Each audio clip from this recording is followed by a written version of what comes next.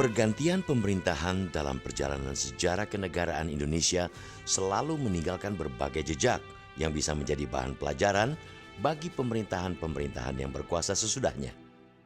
Salah satu masa pemerintahan di masa lalu yang bisa menjadi cermin di masa kini adalah kisah kesuksesan pembangunan pada masa pemerintahan Orde Baru, serta berbagai kelemahan yang meruntuhkan pencapaian-pencapaian yang pernah diraihnya.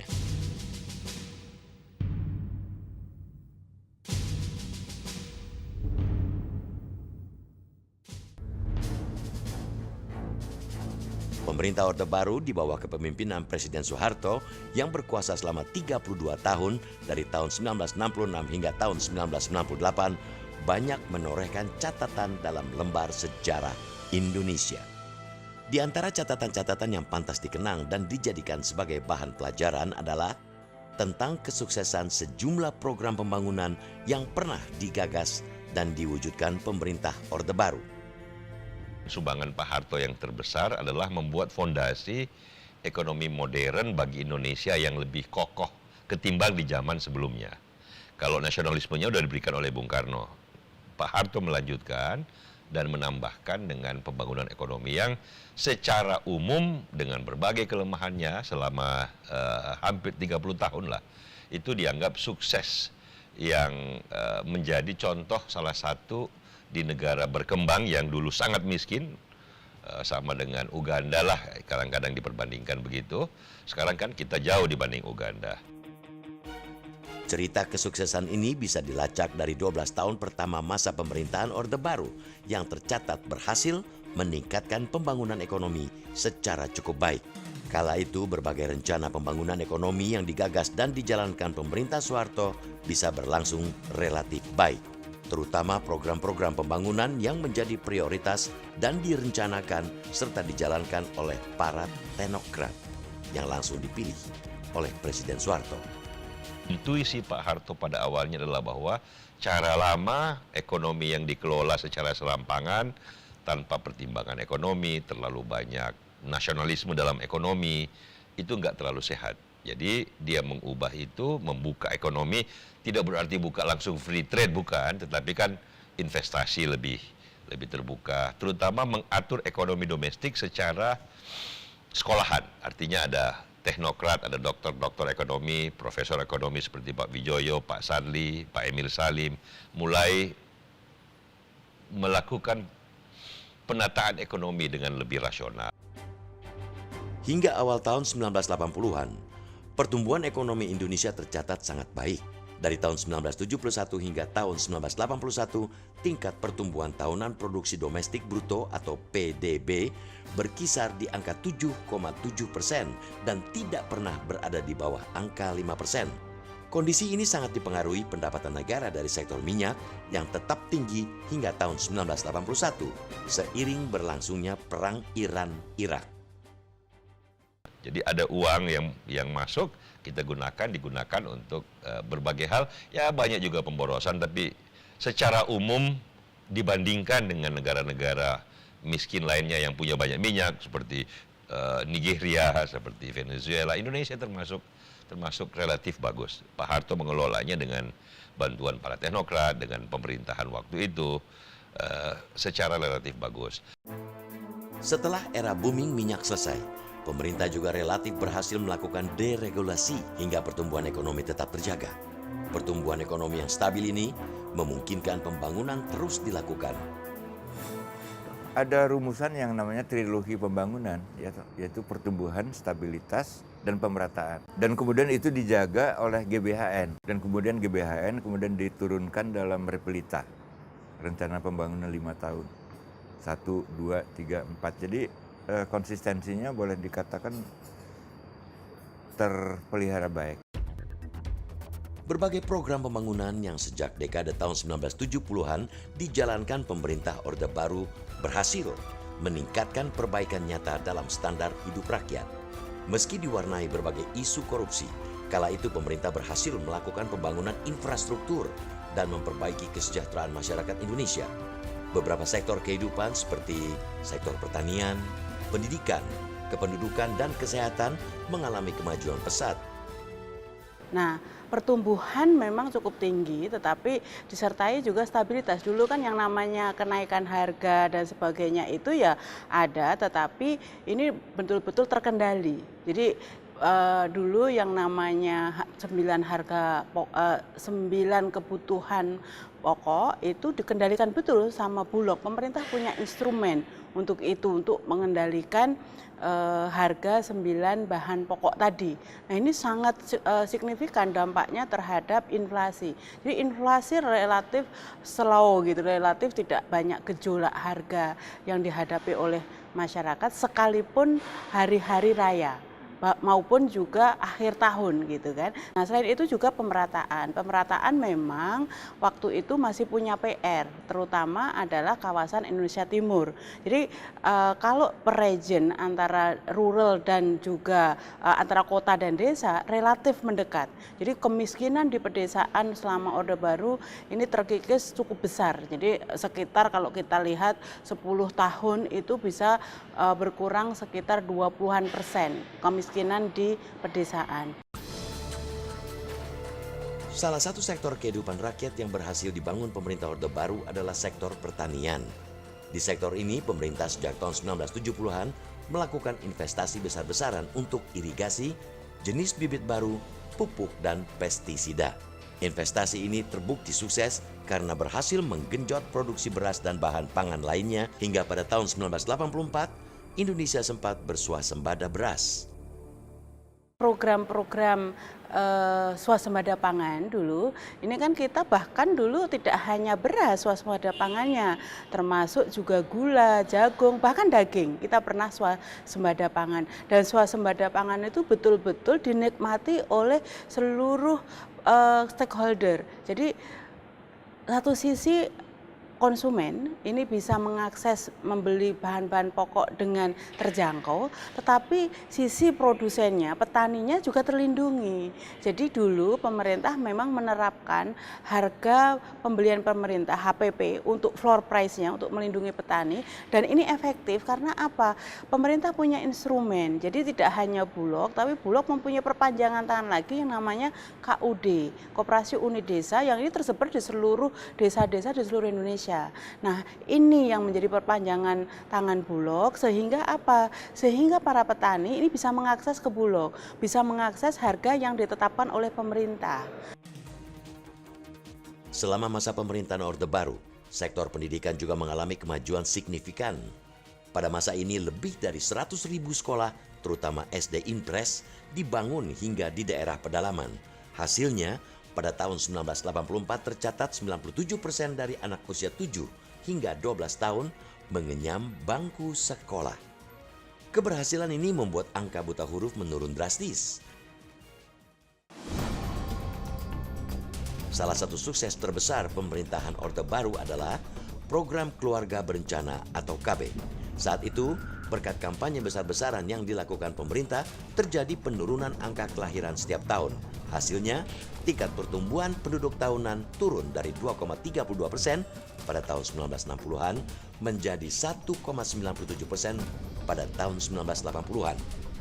Atas kesuksesan program KB ini, Presiden Soeharto dianugerahi penghargaan kependudukan oleh PBB pada tahun 1989. 87, 88, 89, kita sudah disorot oleh PBB bahwa program KB di Indonesia lain dari program KB dibanding negara-negara lain karena pendekatan kemasyarakatan. Dan pada tahun 89 berhasil. PBB mengakui Indonesia itu menonjol dan berhasil. Pak Harto dibawa ke New York, dikalungi bintang yang namanya Population Award oleh Sekjen PBB. Berkat berbagai capaian pembangunan dan stabilitas pertumbuhan ekonomi yang berhasil dijaga antara 7 hingga 8% pada tahun 80-an hingga awal 1960-an, Indonesia pernah dijuluki sebagai salah satu macan Asia.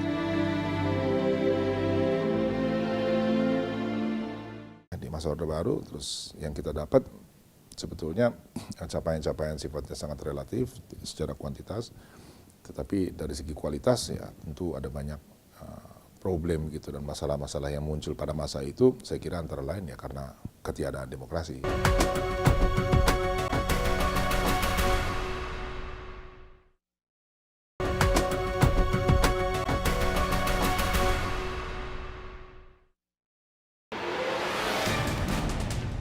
Pembangunan yang berlangsung marak di Indonesia sejak awal tahun 1970-an hingga sepanjang 20 tahun kemudian dilihat dari beberapa indikator ekonomi sukses membuahkan hasil yang luar biasa. Terutama bila dibandingkan dengan kondisi pada masa pemerintahan sebelumnya ataupun pada masa penjajahan.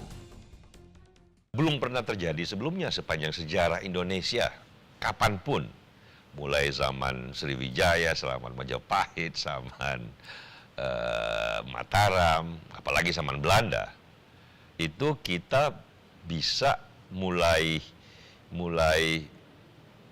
berkata kepada diri kita bahwa kita sudah memasuki derap masyarakat industrial, masyarakat modern, di mana anak-anak Indonesia sudah bisa lulus SD minimal.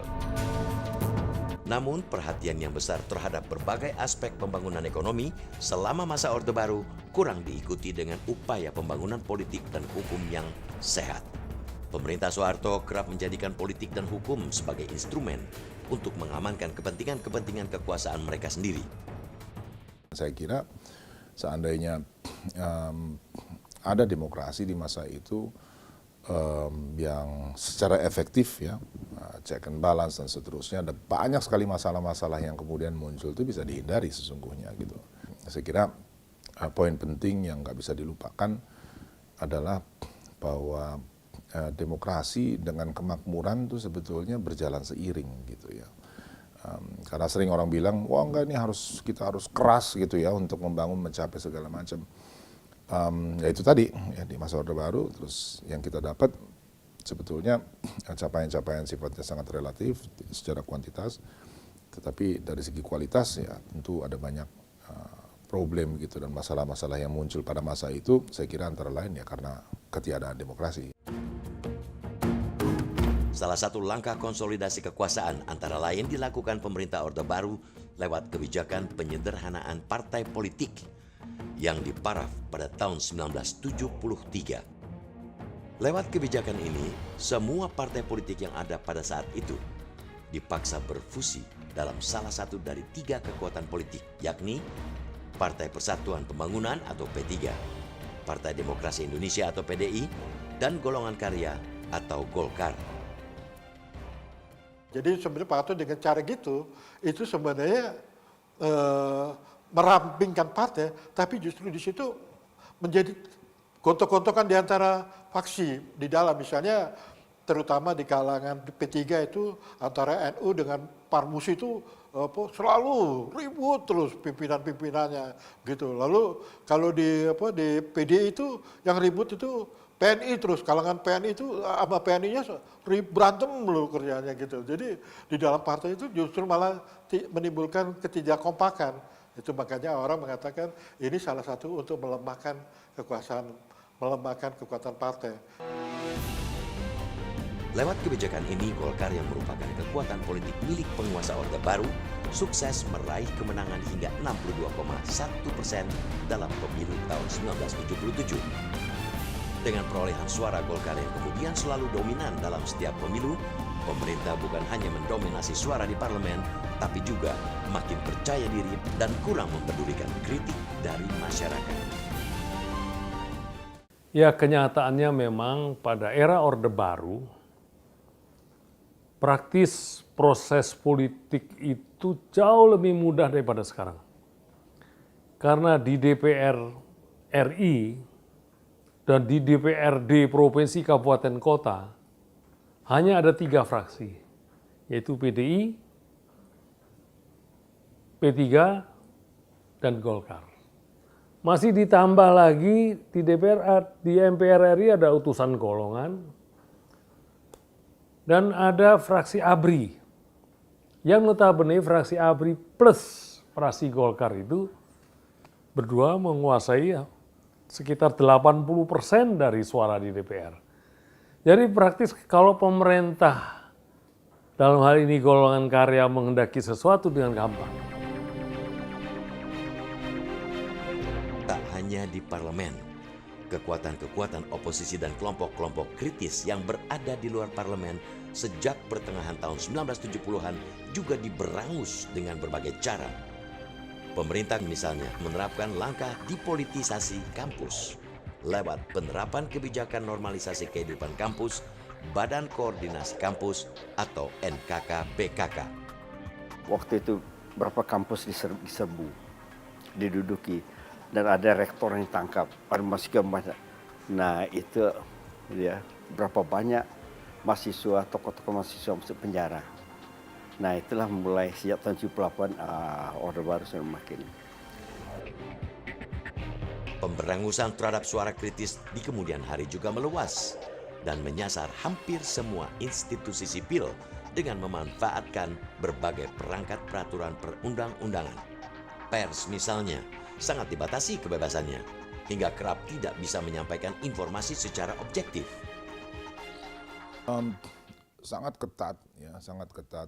Nggak ada partai politik, ya, nggak ada parlemen yang efektif, DPR yang efektif seperti sekarang, pers sebagai contoh gitu ya. Jadi praktis semua saluran komunikasi diawasi begitu ketat gitu ya. Yang kemudian akibatnya tentu pembangunan manusianya melambat.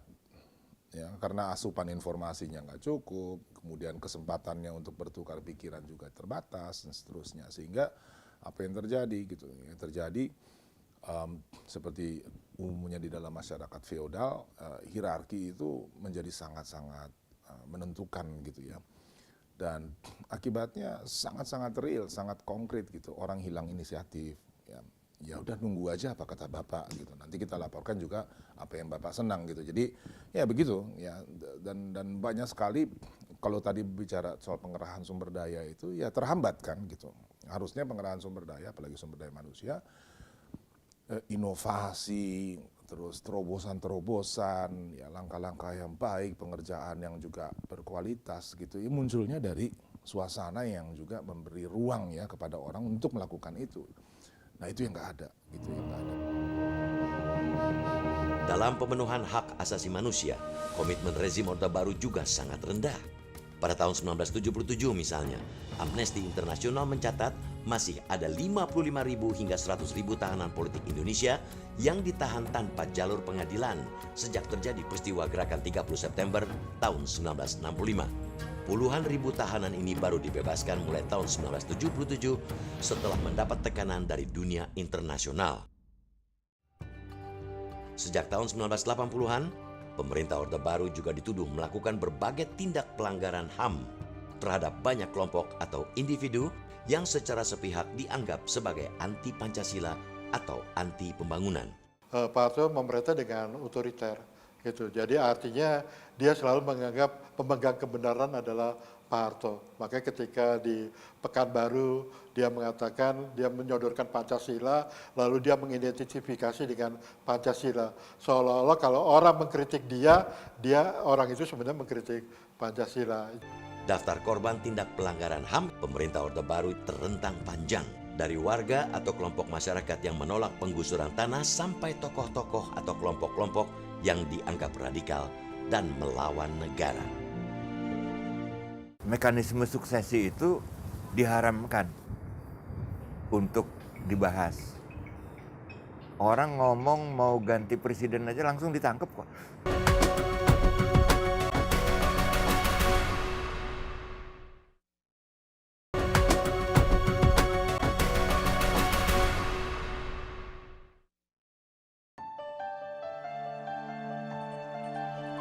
Sukses pembangunan yang dicapai oleh pemerintah Orde Baru dalam banyak hal memang bisa dibuktikan dengan berbagai indikator-indikator statistik.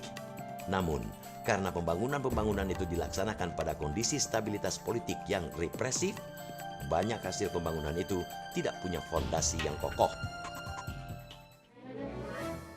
Berbagai praktik penyimpangan demokrasi yang dilakukan untuk menegakkan stabilitas melahirkan berbagai ekses yang kian lama kian membesar. Ekses-ekses ini tidak hanya kerap melahirkan penderitaan atau merugikan kalangan tertentu, namun di kemudian hari juga memicu kerusakan yang menggerogoti bangunan kesuksesan pembangunan yang pernah dicapai rezim Orde Baru. Proses awal berdirinya Orde Baru pemasukan politik ya, pembatasan dari banyak partai menjadi 10 partai, kemudian menjadi 3 partai.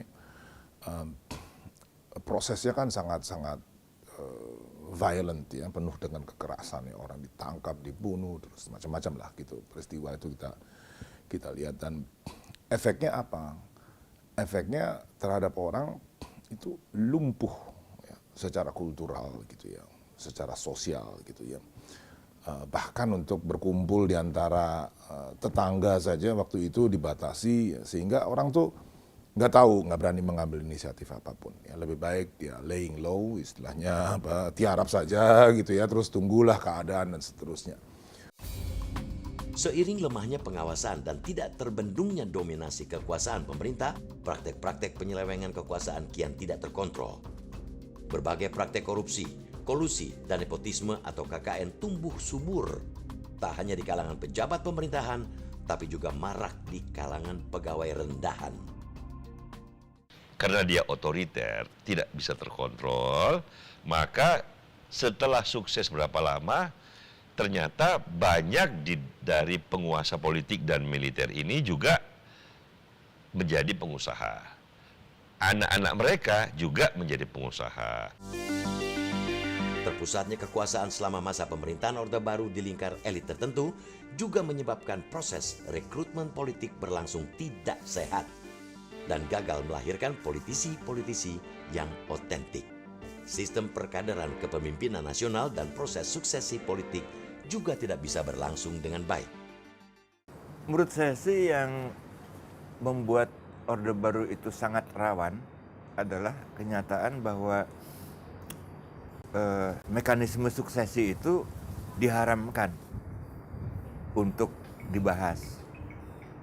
Orang ngomong mau ganti presiden aja langsung ditangkap kok. Misalnya teman saya Wimar, ya, dia cuman ngomong dia mencalonkan diri sebagai presiden, itu langsung dicari, tangkap, gitu. Jadi karena tidak ada mekanisme suksesi, kita tidak punya cara untuk menangani perubahan secara baik. Dengan berbagai penyakit yang menjangkiti tubuh kekuasaannya, pemerintah Orde Baru bukan hanya kesulitan mempertahankan beberapa capaian kesuksesannya, namun juga menjadi kurang responsif dengan kritik dan berbagai tuntutan perubahan. Ketika krisis moneter terjadi pada tahun 1997-1998, ketidakpercayaan sebagian besar rakyat pada pemerintahan Orde Baru meledak. Dan setelah berminggu-minggu terjadi unjuk rasa mahasiswa besar-besaran menuntut pengunduran dirinya pada tanggal 21 Mei 1998. Presiden Soeharto menyatakan mundur dari jabatannya. Bersama tumbangnya kepemimpinan Presiden Soeharto, warisan cerita kejayaan yang pernah dibangunnya bertahun-tahun pun runtuh. Untuk menyatakan berhenti dari jabatan saya sebagai Presiden Republik Indonesia, terhitung sejak saya bacakan pernyataan ini. Metro TV, knowledge to elevate.